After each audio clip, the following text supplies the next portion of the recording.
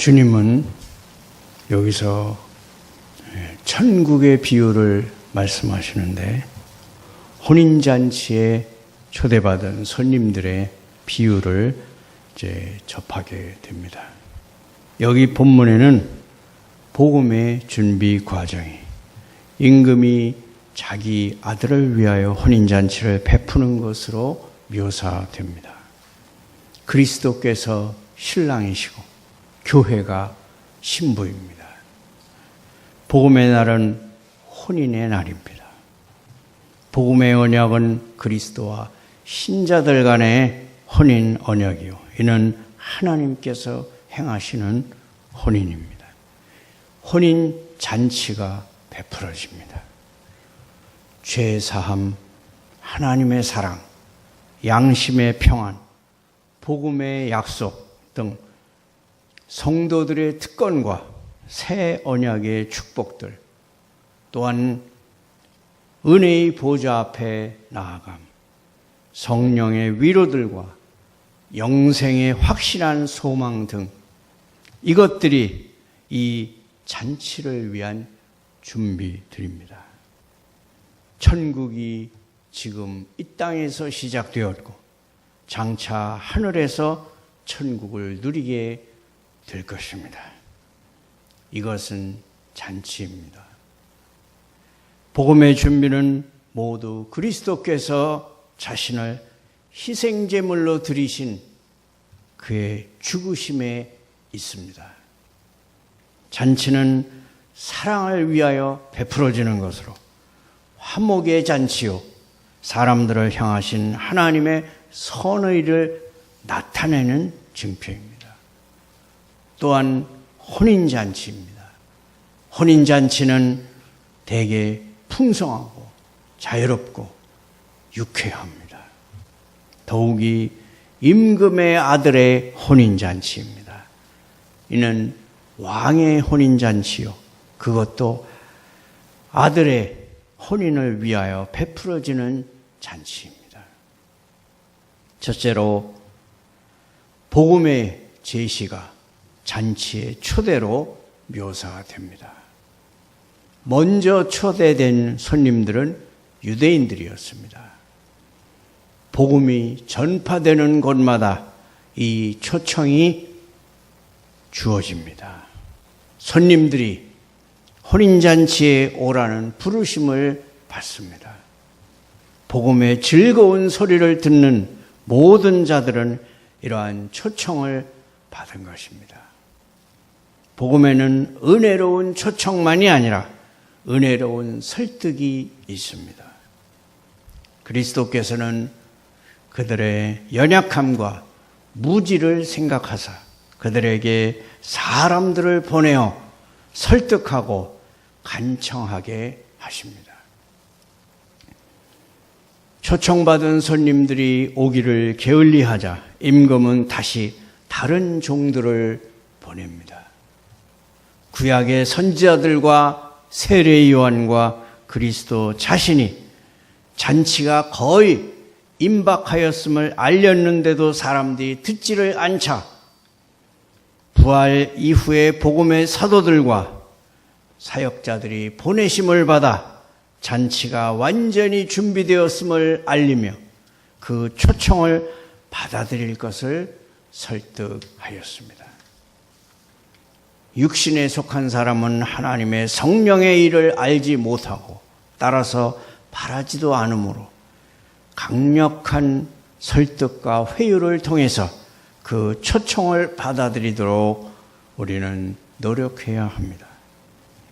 소와 살찐 짐승을 잡고 모든 것을 갖추었다는 것은 아버지께서 우리를 영접하시고 아들이 우리를 위하여 간구하시고 성령께서 우리를 거룩하게 하실 준비가 되었다는 것입니다.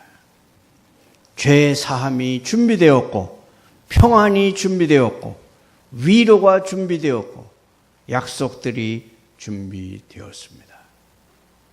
생명수가 공급될 준비를 갖추었고 천사들이 우리를 수정될 준비가 갖추어졌습니다. 하나님의 섭리가 우리의 선을 위하여 역사할 준비가 되었고 하늘이 우리를 받을 준비가 되었습니다. 이것이 말세에 나타내기로 예비하신 천국입니다. 모든 준비가 우리를 위해서 마련되었습니다.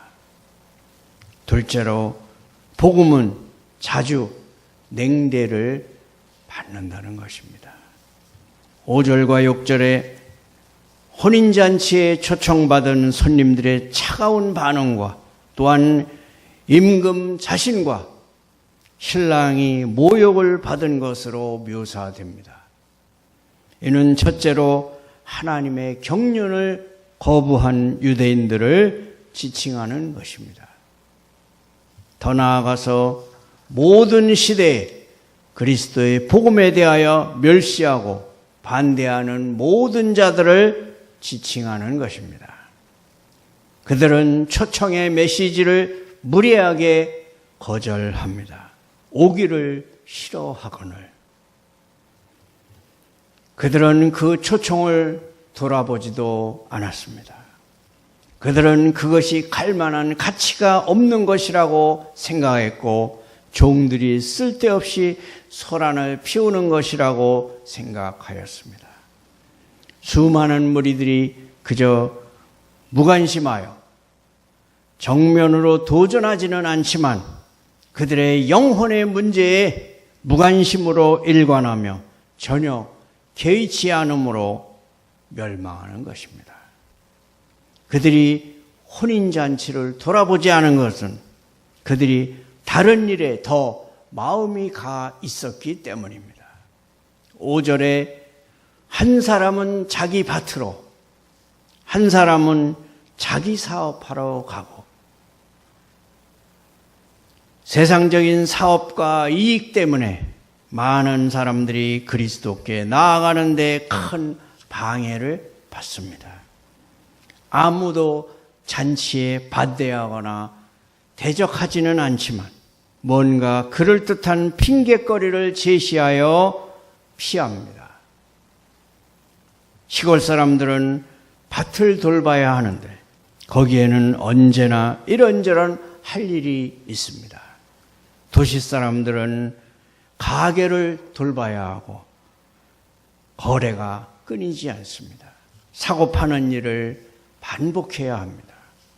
농부들과 상인들이 그들의 일에 부지런해야 하는 것은 사실이지만 우리의 신앙을 주된 일로 삼지 못할 만큼 거기에 부지런해서는 안 됩니다. 주님은 말씀합니다. 너희는 먼저 하나님의 나라와 그의 의를 구하라. 여러 가지 다른 일에 마음을 쏟고 염려하는 나머지 한 가지 꼭 필요한 믿음에 무관심하면 안 됩니다. 필요하고 정당한 세상 일들이 우리를 망칩니다. 도시에도 시골에도 유혹거리가 있습니다. 도시에는 장사하고 사업하는 일들이, 시골에는 농사 짓는 일들이 유혹거리가 됩니다. 필요한 일이지만 신앙보다 그것이 우선순위가 되면 앞서서는 안 됩니다. 그러므로 이 세상에서 손으로 무엇을 하든 간에 우리와 그리스도 사이를 가로막는 것에 대해서는 우리 마음에서 제외시키도록 조심해야 합니다. 종들은 심하게 모욕을 당했습니다. 그 남은 자들이 종들을 잡아 모욕하고 죽였다고 했습니다. 남은 자란 교회의 직분자들로서 서기관과 바리새인과 대제사장들이었습니다. 이들은 자기들을 잔치에 초청하기 위해 그들에게 온 종들에게 엄청난 무례와 야만적인 행위를 저질렀습니다. 선지자들과 세례 요한이 그렇게 취급받았고 그리스도의 사도들과 사역자들이 똑같이 취급받았습니다. 유대인들이 최초의 복음 전도자들에 대한 대부분의 박해에 직접적으로 가담하였습니다. 그래서 임금이 노하여 복수합니다. 하나님의 사랑과 축복을 받는 백성이었던 유대인들이 복음을 거부함으로써 그의 진노와 저주를 받는 세대가 되어버렸습니다. 그들이 패망하게 된 처절한 죄는 바로 그들이 살인한 자들이 되었다는 데 있었습니다. 하나님은 그의 초청을 멸시한 자들이 아니라 그의 종들을 살인한 자들을 진멸하였다고 말씀합니다. 하나님의 사역자들을 범하는 자는 곧 하나님의 눈동자를 범하는 것입니다. 7절에 군대를 보내요. 로마 군대가 하나님이 그의 진노의 백성들을 향하여 일으키고 보내신 군대였습니다. 하나님은 그 로마 군대로 하여금 그 유대인들을 짓밟게 하셨습니다. 군대를 보내어 그 살인한 자들을 진멸하고 그 동네를 불사르고, 이는 이로부터 40년 후에 일어날 로마인들에 의한 예루살렘 함락과 유대인의 패망을 예언하는 것이 분명합니다. 역사 이래 그보다 더 큰 황폐화는 없었고 더 끔찍한 결과가 없었다고 합니다. 예루살렘에 심판이 임하였고 도저히 치료될 수 없도록 멸망하였습니다. 이것은 그리스도와 그의 복음을 반대하는 모든 자에게 하나의 모범으로 제시되는 것입니다. 그의 언약을 거스르는 자들에게 복수하는 것이 바로 여호와께서 행하시는 일이었습니다. 세 번째로 이방인들을 초청하여 교회를 채우신다는 것입니다.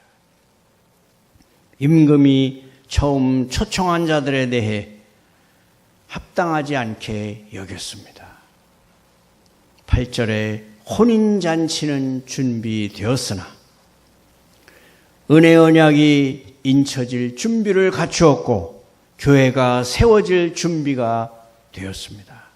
청한 사람들, 곧 예로부터 언약과 약속을 맡았고 잔치에 초청받은 유대인들은 오기로 한 메시아를 거부함으로써 특권을 완전히 몰수당하였습니다. 그리하여 임금은 종들에게 다른 손님들을 초청할 것을 명하십니다. 9절에 네 거리 길로 가라. 곧 처음에는 가지 않았던 이방인의 길로 가라고 하신 것입니다. 이렇게 해서 유대인이 무너짐으로 구원이 이방인에게 오게 되었습니다. 많은 사람들이 그 나라의 은혜를 거부하고 그 나라의 능력에 저항하더라도 그리스도께서는 세상에 그의 나라를 세우실 것입니다.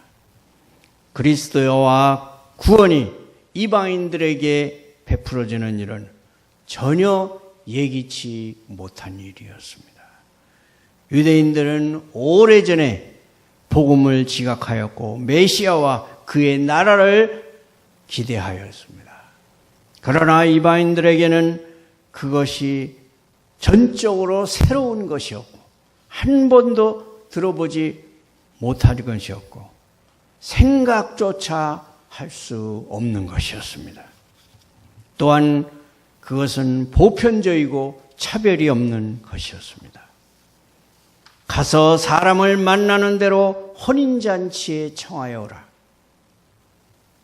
내거리길은 공공장소입니다.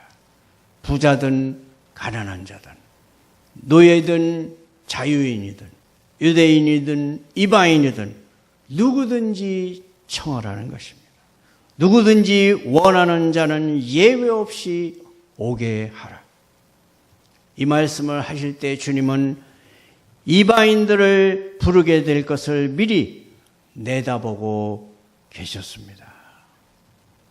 그러나 그것은 이미 이사야 선지자뿐 아니라 구약 전체에도 선지자들이 이미 예언한 사실이었습니다. 이사야 선지자는 56장 6절에 이와 같이 선포합니다.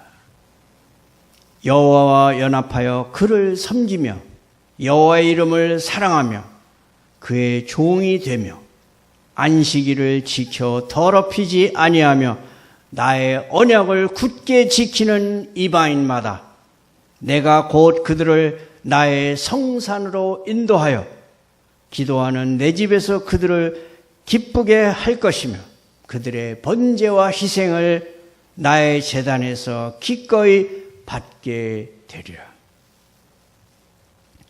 이 두 번째 초청이 성공을 거두었습니다. 10절에 종들이 길에 나가 악한 자나 선한 자나 만나는 대로 모두 데려오니 라고 했습니다. 사도 바울은 유대인들에 대해 안타까운 마음을 가졌으나 이방인의 사도로서의 자신의 직분을 충실하게 감당하였습니다. 복음의 의도는 영혼들을 함께 모으는 데 있습니다. 유대 민족뿐 아니라 흩어진 하나님의 자녀를 모으는 것이요 이 우리에 들지 아니한 다른 양들을 모으는 것입니다. 또 영혼들을 함께 모아 혼인잔치에 참여하게 하고 그리스도께 존귀를 표하게 하며 새 언약의 특권에 참여하게 하는 데 있습니다. 모여든 손님들은 많은 무리였습니다. 본문에 만나는 대로 모두 데려오니 혼인잔치를 가득 채울 만큼 많은 무리였습니다. 또한 악한 자와 선한 자가 섞여 있는 무리였습니다. 사역자들이 복음의 그물을 던질 때 좋은 고기와 나쁜 고기가 함께 잡힙니다. 그러나 주님께서는 그에게 속한 자들을 아십니다. 이들은 교회 안에 있으나 교회에 속한 자들이 아닙니다. 11절에 이들은 교회에 속하지 아니한 자들은 예복을 입지 않은 자로 묘사됩니다.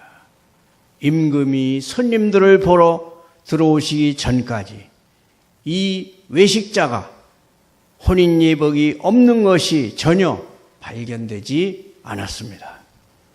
누구의 마음이 건전하며 누구의 마음이 그렇지 않은지 사람은 알지 못합니다. 그것을 아는 것은 오직 하나님의 대권입니다. 사람들의 경우는 얼마든지 속아 넘어갈 수가 있으나 하나님은 결코 그렇게 되실 수가 없습니다. 임금은 잔치에 들어오자마자 곧바로 외식자를 알아보셨습니다. 11절에 거기서 예복을 입지 않은 한 사람을 보고 혼인잔치에 혼인 예복이 없이 오는 사람들이 많습니다.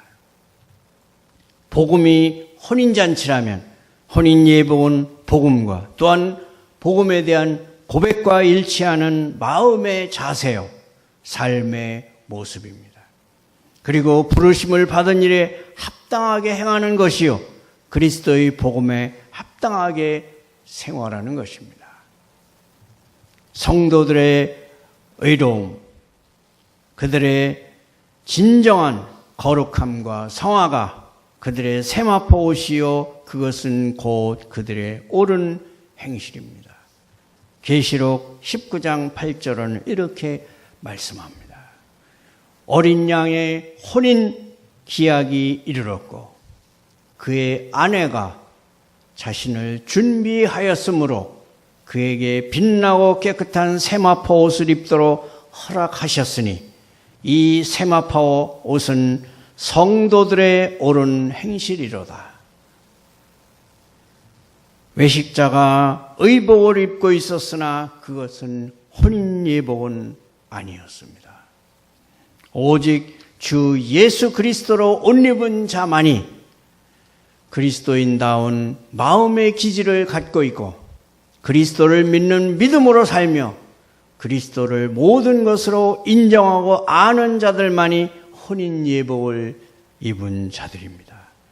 하나님은 물으십니다. 12절에 친구여 어찌하여 예복을 입지 않고 여기에 들어왔느냐 하니 그가 아무 말도 못하거늘. 임금의 추궁에 그는 묵묵부답이었습니다. 자신의 양심에 의해서 정죄를 받은 것입니다. 교회 안에서 살지만 그리스도 밖에서 죽는 자들은 큰 심판날 심판대 앞에서 아무 말도 못하게 될 것입니다. 주 예수 그리스도의 옷을 입지 못한 자들은 그 손발이 묶여 바깥 어두운 데에 내던져지게 될 것입니다. 심판날에 외식자들이 묶여질 것이요 천사들이 가라지를 거두어 불에 살을 것입니다. 임금은 그를 캄캄한 지하 감옥에 던지라고 명령합니다. 지옥은 완전한 어둠이요 빛도 소망도 없는 곳입니다. 복음의 빛을 받으면서도 계속해서 외식하는 자들은 처절한 어둠 속으로 내려가는 것입니다. 그들은 그곳에서 슬피 울며 이를 갈게 될 것입니다. 마지막으로 주님은 청함을 받은 자는 많되 택함을 입은 자는 적으니라고 결말을 말씀하십니다.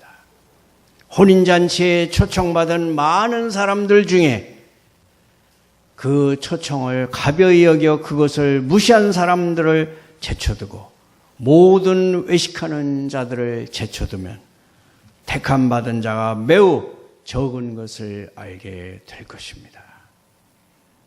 많은 자들이 혼인잔치에 초청받으나 택함 받아 혼인예복을 입는 자는 즉 구원에 이르는 성령의 거룩하게 하심을 입은 자는 적은 법입니다. 주님은 말씀합니다. 좁은 문으로 들어가라. 멸망으로 인도하는 문은 크고 그 길이 넓어 그리로 들어가는 자가 많고 생명으로 인도하는 문은 좁고 길이 협착하여 찾는 자가 적음이라. 외식이 아니라 진정으로 우리 주 예수 그리스도로 옷 입고 하나님 앞에서 혼인 예복을 입은 자로 인정받는 성도들이 되시기를 축원합니다.